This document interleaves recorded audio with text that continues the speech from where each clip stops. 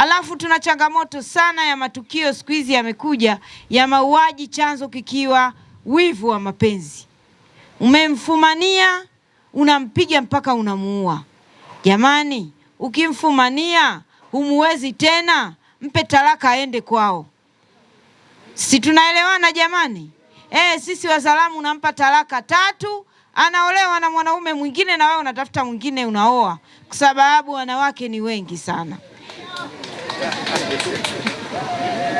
Haya matukio yanazidi kuongezeka. Tulikuwa na matukio ya mapanga zamani, lakini nawashukuru sana kwa ushirikiano. Mapanga sasa hivi yameisha Nyang'hwale.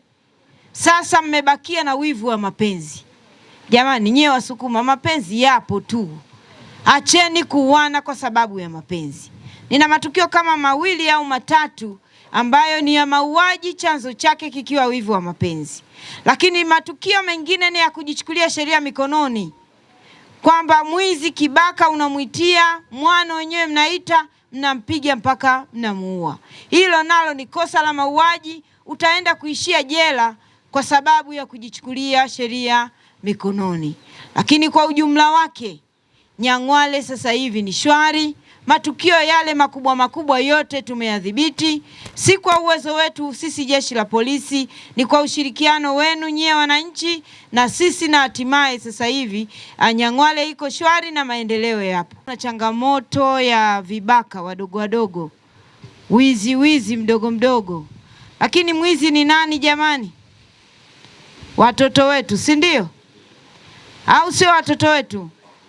Wanatoka wapi hao wezi? Si ndani ya majumba yetu.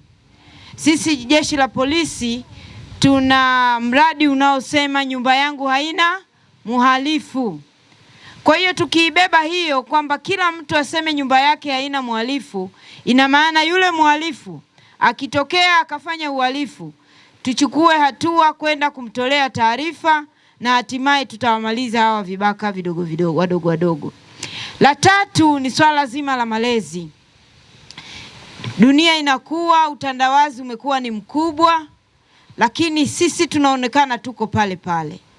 Changamoto ya kwanza ya utandawazi ni watoto kwenda kwenye vibanda umiza vile kuangalia video, na mtoto anatembea kwenye video ambavyo hujui anachokiangalia kule ni nini. Mwisho wa siku watoto wanajifunza vitu ambavyo hajafikia umri wake, na hatimaye matukio ya ubakaji Busolwa ni mengi, na Nyidundu, tarafa ya Nyidundu kwa ujumla wake. Mara ya mwisho nilikuja huku na nilifanya kikao Nyidundu. Ipo shida kubwa sana ya matukio ya ubakaji huku. Kwa sababu gani? Ya malezi. Mtoto wa kike zaidi ya saa 12, saa 2, saa 3 usiku yuko barabarani, hana mchunga, na hatimaye matukio ya ubakaji yanaongezeka siku hadi siku. Kibaya zaidi kwenye hayo matukio ya ubakaji, mnaelewana, kubaka ni jinai. Zamani nyewe Wasukuma najua mlikuwa na kitu kinaitwa chagulaga. Unapiga ngwala, unabeba mgongoni, unapeleka polini. Lakini sasa hivi huo ni uhalifu, kwa sababu mtoto anayebakwa, zamani walikuwa wamezoea, ilikuwa inakuwa kawaida, mnapeleka ng'ombe, biashara inaisha. Lakini huyo anayebakwa ni mwanafunzi. Tunataka aje kuwa Safia Jongo wa baadaye. Tunataka aje kuwa mkurugenzi wa baadaye.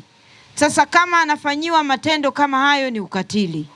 Na waomba sana tuwache kujadiliana au kuelewana kwenye matukio ya aina hiyo. Lakini hata yale yanayoripotiwa hamfiki mahakamani kwa ajili ya kutoa ushahidi. Mwisho wa siku hizi kesi zinaharibika na hatuendi mbele kuhakikisha kwamba tunazuia haya matukio. Nani anajua kosa la kubaka kifungo chake ni miaka mingapi? Ni miaka 30 jela mtu ambaye anafanya tukio la kubaka. Kwa hiyo thamani yake hata haizidi ng'ombe 10. Mtu akikubaka hakikisha anapelekwa polisi na hatua kali zinachukuliwa. Busolwa oye! Jamani, siku hizi mmepunguza kupigana, si ndio? Mlikuwa mnawapiga sana wanawake. Neno si neno unampiga.